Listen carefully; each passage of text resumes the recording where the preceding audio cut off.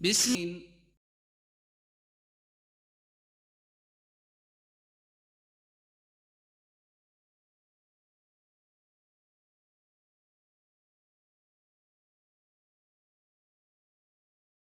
السلام علیکم ورحمۃ اللہ وبرکاتہ۔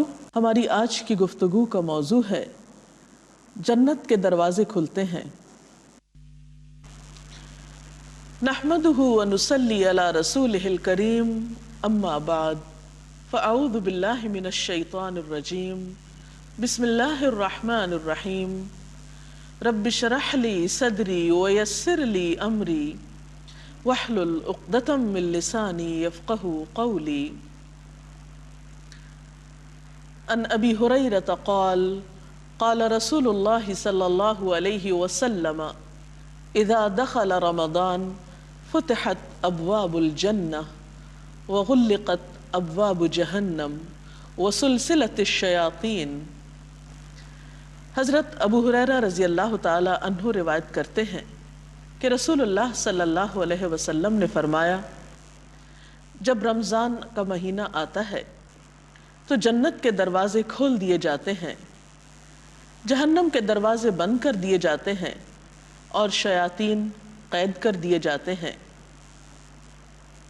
تو گویا رمضان کی آمد جنت کے دروازوں کے کھلنے کی خوشخبری لے کر آتی ہے۔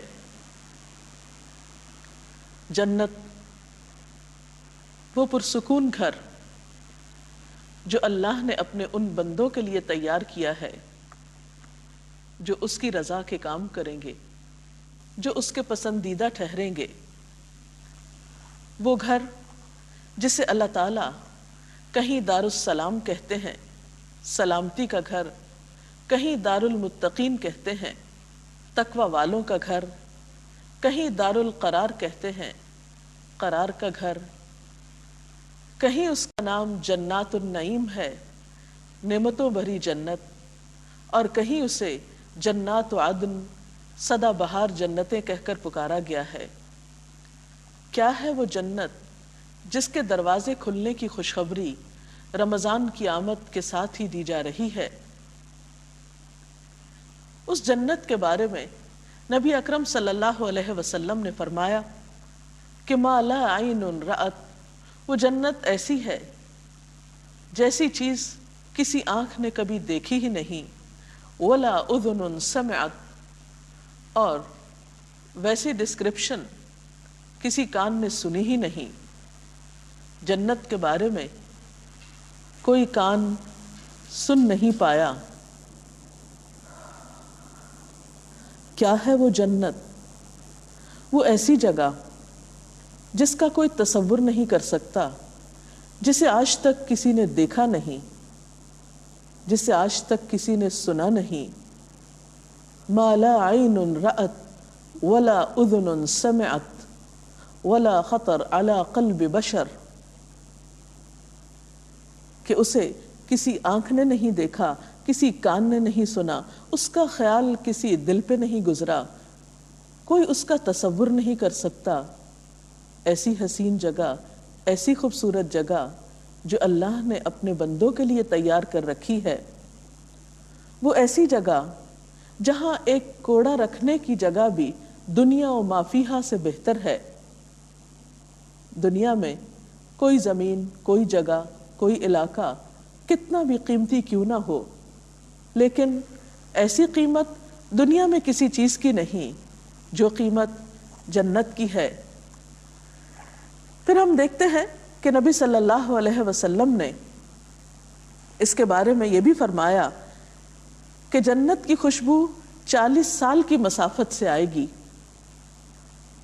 قرآن پاک میں اور سنت رسول صلی اللہ علیہ وسلم میں بہت سے مقامات پر جنت کی تعریف اور جنت میں پائی جانے والی نعمتوں کا تذکرہ ہمیں ملتا ہے، اور اللہ سبحانہ وتعالی اپنے بندوں کو اس کی طرف دعوت بھی دیتا ہے۔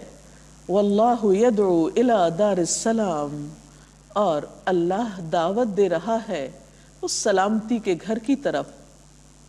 لیکن سوال یہ پیدا ہوتا ہے کہ ہم میں سے کون ہے جو اس کی اس دعوت پر لبیک کہے، جو اس کے لیے تیاری کرے۔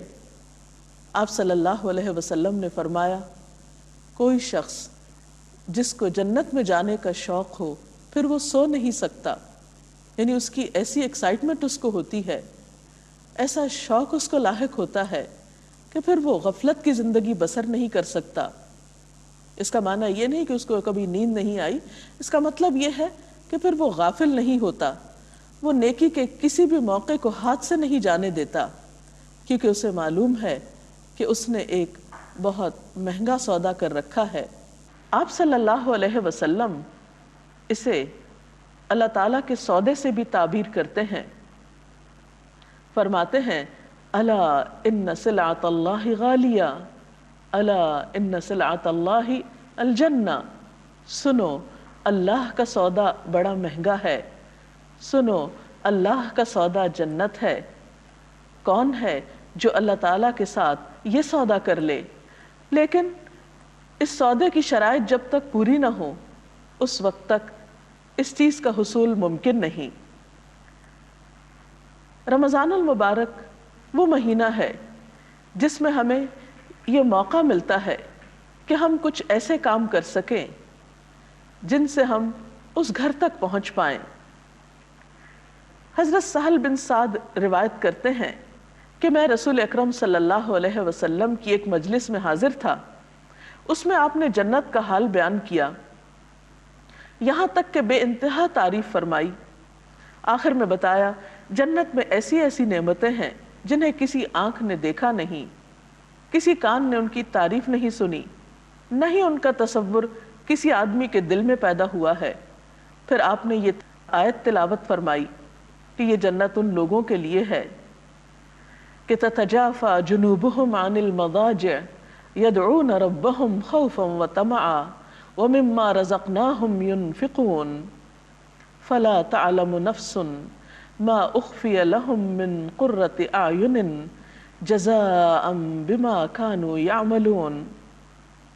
یہ جنت ان لوگوں کے لیے ہے جن کے پہلو بستروں سے الگ رہتے ہیں، جو اپنے رب کو عذاب کے ڈر سے اور ثواب کی امید سے پکارتے ہیں، اور جو رزق ہم نے ان کو دیا ہے اس میں سے اللہ کی راہ میں خرچ کرتے ہیں۔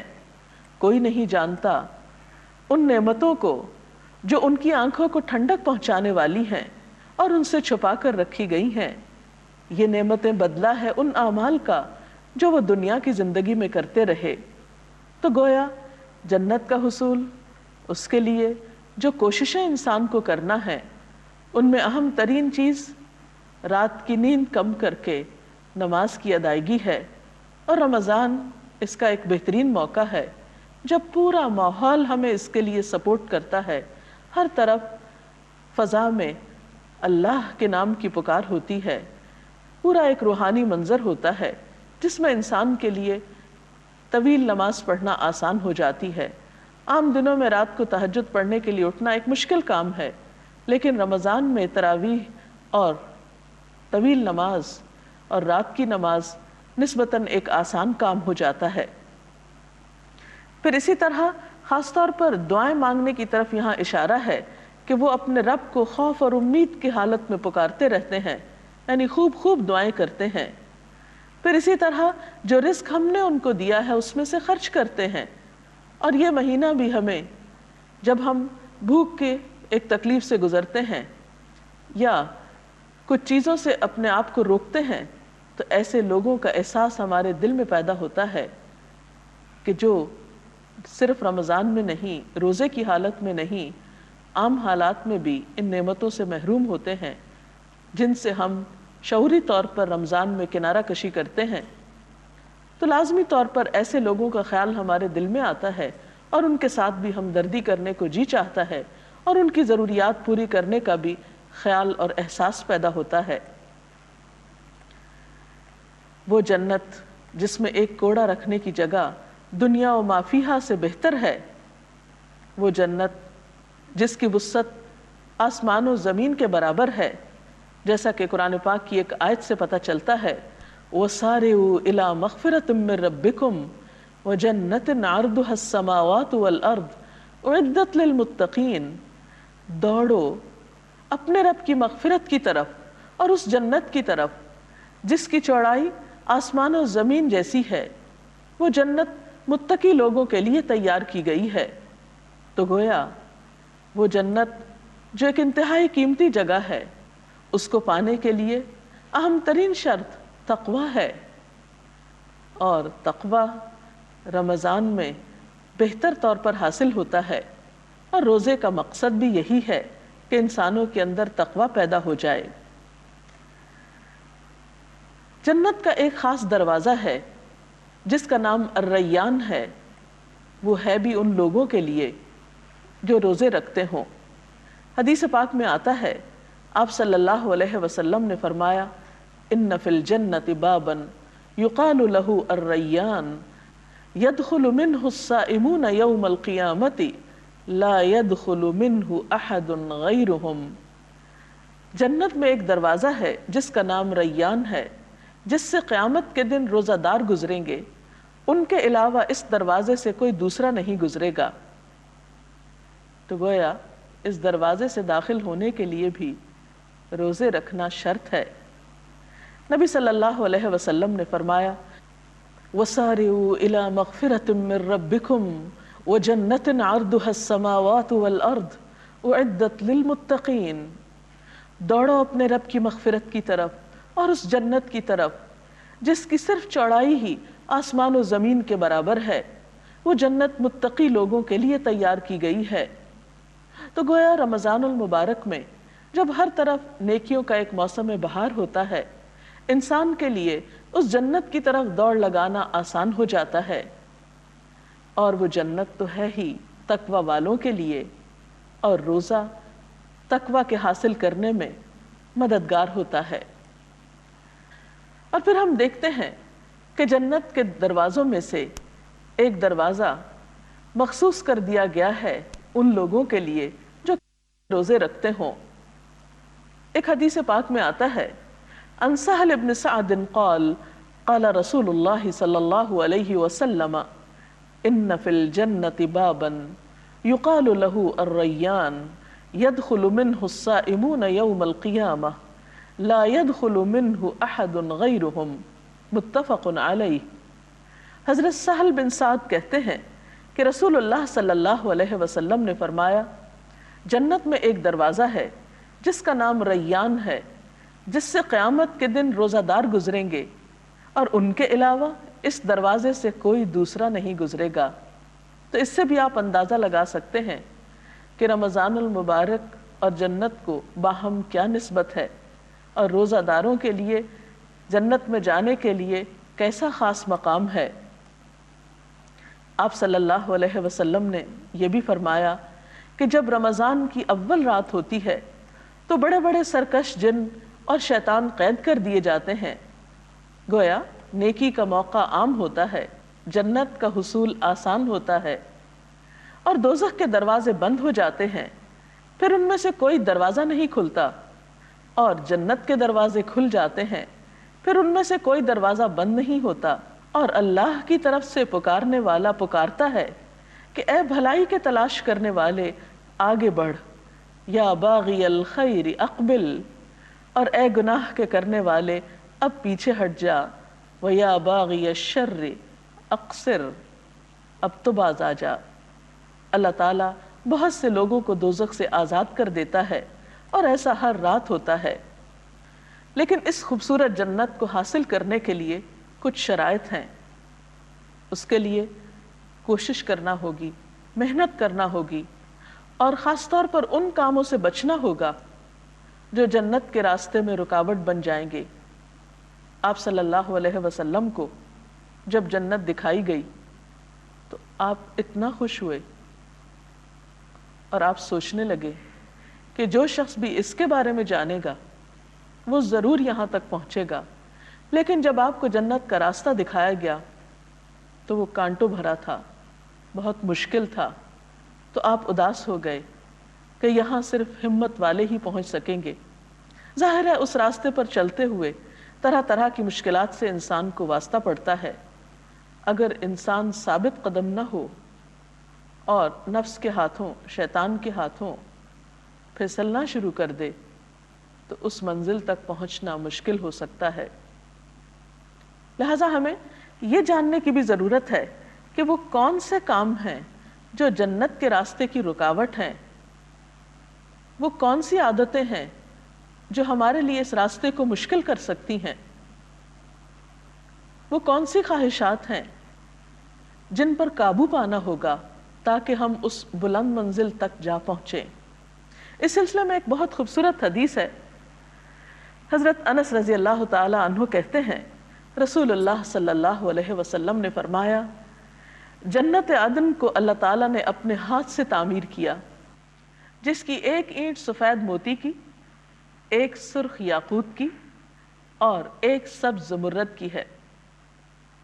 آپ ذرا اس کمبینیشن کو ذہن میں لائیے کہ کتنا خوبصورت کمبینیشن ہے، اور ان کے مٹیریل کو کہ کیا حسن ہوگا اس تعمیر میں۔ اس کی مٹی مسک کی ہے، یعنی کستوری کی، اس کے سنگریزے لؤلؤ کے ہیں، یعنی موتیوں جیسے، اس کا گھاس زعفران کا ہے، خوشبودار۔ اس جنت کی تعمیر کے بعد اللہ تعالیٰ نے جنت سے خطاب کیا اور فرمایا، کچھ کہو۔ جنت نے کہا، قد افلح المؤمنون، یقیناً فلاح پا گئے ایماندار لوگ۔ پھر اللہ تعالیٰ نے فرمایا، میرے جلال اور عزت کی قسم، کوئی بخیل تجھ میں داخل نہ ہو سکے گا، کوئی تنگ دل انسان تجھ میں نہ آ سکے گا۔ پھر رسول اللہ صلی اللہ علیہ وسلم نے یہ آیت تلاوت فرمائی، وَمَن يُوقَ شُحَّ نَفْسِهِ فَأُولَٰئِكَ هُمُ الْمُفْلِحُونَ، جو لوگ نفس کی بخیلی سے، دل کی تنگی سے بچا لیے گئے، وہی فلاح پا گئے، کامیاب ہو گئے۔ تو گویا جنت کی وسعتوں کو پانے کے لیے شرط ہے کہ انسان کے دل میں وسعت ہو، انسان دل کی تنگی کا شکار نہ ہو، دوسروں کے لیے وہی چاہے جو اپنے لیے چاہتا ہے۔ پھر اسی طرح کچھ اور کام بھی ہیں جو جنت کے راستے میں رکاوٹ بن سکتے ہیں۔ ان میں ایک کام حرام طریقے سے مال کمانا ہے۔ حضرت ابو بکر رضی اللہ تعالیٰ عنہ سے روایت ہے کہ رسول اللہ صلی اللہ علیہ وسلم نے فرمایا، جو جسم حرام غذا سے پلا ہے وہ جنت میں نہیں جائے گا۔ رمضان میں اس بات کی کوشش بھی کرنی چاہیے کہ جس رب کے حکم سے ہم حلال چھوڑ دیتے ہیں، اسی کے حکم سے ہم حرام سے بچنا بھی سیکھیں۔ پھر اسی طرح قطع رحمی کرنے والا، رشتوں کو کاٹنے والا بھی جنت میں نہ جا سکے گا۔ حضور صلی اللہ علیہ وسلم نے فرمایا، لا يدخل الجنت قاطع، قطع رحمی کرنے والا جنت میں داخل نہ ہو سکے گا۔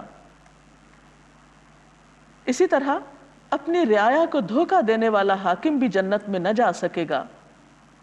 آپ صلی اللہ علیہ وسلم نے فرمایا، مسلمان رعیت پر حکومت کرنے والا حاکم اگر اس حال میں مرا کہ وہ اپنی رعیت سے دھوکہ کر رہا تھا تو اللہ تعالیٰ اس پر جنت حرام کر دے گا۔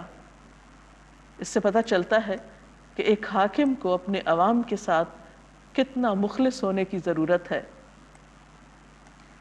اسی طرح آپ صلی اللہ علیہ وسلم نے یہ بھی فرمایا کہ لا يدخل الجنت منان ولا عاق ولا مدمن خمر، کہ احسان جتانے والا، والدین کا نافرمان اور ہمیشہ شراب پینے والا جنت میں داخل نہ ہوگا۔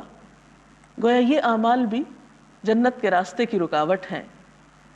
پھر فرمایا، لا يدخل الجنت من لا يأمن جارہ بوائقہ، کہ جس شخص کا ہمسایہ اس کے شر سے محفوظ نہ ہو وہ شخص بھی جنت میں داخل نہ ہوگا۔ ایک اور جگہ پر فرمایا، لا يدخل الجنت الجواز ولا الجعزری، بد زبان اور بد مزاج آدمی جنت میں نہ جائے گا۔ آپ دیکھتے ہیں کہ یہ وہ صفات ہیں جو دنیا میں بھی معاشرے کو جہنم بنا دیتی ہیں۔ دوسروں کو بد زبانی سے تنگ کرنا، دوسروں کو ستانا، دکھ دینا، رشتہ داروں سے تعلق توڑ لینا، اور اسی قسم کے اور بہت سی بد اخلاقیاں انسان کو دنیا میں بھی بہت سی مشکلات سے دوچار کرتی ہیں، اگر ایسے شخص کو جنت میں بھیج دیا جائے تو وہ جنت کو بھی جہنم میں بدل دے گا اپنی بد اخلاقی کی وجہ سے، اس لیے ایسے لوگوں کا وہاں داخلہ ہی بند کر دیا گیا۔ اسی طرح ایک اور حدیث میں آتا ہے کہ تکبر کرنے والا جنت میں نہ جائے گا، لا يدخل الجنت من كان في قلبه مثقال ذرة من کبر، جس شخص کے دل میں رتی برابر بھی کبر ہو، تکبر ہو، وہ جنت میں داخل نہ ہو سکے گا۔ اسی طرح آپ نے فرمایا لا يدخل الجنت قطات، چغل خور جنت میں داخل نہ ہوگا۔ چغل خور کون ہوتا ہے؟ چغلیاں کھانے والا۔ چغلی کیا ہوتی ہے؟ ایک شخص کی برائی کسی دوسرے کے پاس اس نیت سے جا کر کرنا کہ دونوں کے باہم تعلقات خراب ہو جائیں۔ تو ظاہر ہے جو شخص دنیا میں لوگوں کے تعلقات میں بگاڑ پیدا کرتا ہے، وہ معاشرے میں بدامنی پھیلاتا ہے، ایسا شخص جنت کے امن کو بھی برباد کر سکتا ہے، اس لیے اسے جنت میں جانے کی اجازت نہ ہوگی۔ جی، جیسا کہ آپ نے کہا کہ جو لوگ نفس کی بخیلی کا شکار ہوں گے وہ جنت میں نہیں جا سکیں گے، تو نفس کی بخیلی سے کیا مراد ہے؟ جی ہاں، حدیث کے مطابق جو لوگ نفس کے بخل کا شکار ہوں گے وہ جنت میں نہیں جا سکیں گے۔ تو نفس کا بخل کیا ہوتا ہے؟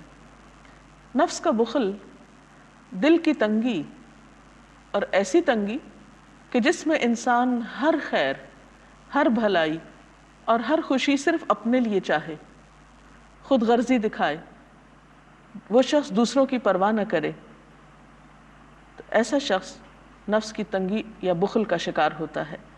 یعنی بخل سے مراد یہاں صرف مال کا بخل نہیں، دوسری چیزوں کا بخل بھی ہے، اور یہ تمام خرابیوں کی جڑ ہوتی ہے۔ آپ نے جیسے بتایا کہ رمضان کے مہینے میں جنت کے دروازے کھول دیے جاتے ہیں اور دوزخ کے بند کر دیے جاتے ہیں، تو کیا وہ شخص جو بہت گنہگار ہے اس مہینے میں فوت ہو جائے تو وہ جنت میں جائے گا؟ اس مہینے کے آنے پر اگر اس نے توبہ کر لی، جیسے اس میں دعاؤں کے مواقع بھی ہیں، روزے کی حالت میں ہے، عبادت کی حالت میں ہے، تو انشاءاللہ ان نیکیوں کی وجہ سے اس کے پچھلے گناہ معاف ہو جائیں گے اور اللہ تعالیٰ سے رحمت کی امید کی جاتی ہے۔ لیکن اس کا یہ مطلب نہیں کہ ایک شخص محض رمضان میں فوت ہونے سے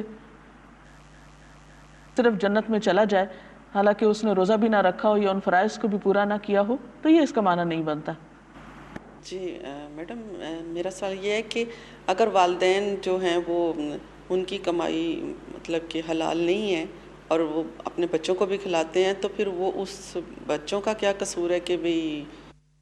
بچوں کو ماں باپ کی غلطی کی سزا نہیں دی جائے گی، اور اسی طرح اگر کوئی شوہر غلط کام کرتا ہے، حرام طریقے سے کما کر لاتا ہے اور اس کی بیوی اس میں راضی نہیں، لیکن اس کی مجبوری ہے کہ وہ اس گھر میں رہتی ہے، تو انشاءاللہ تعالیٰ بیوی بھی اس کی ذمہ دار نہیں ہوگی۔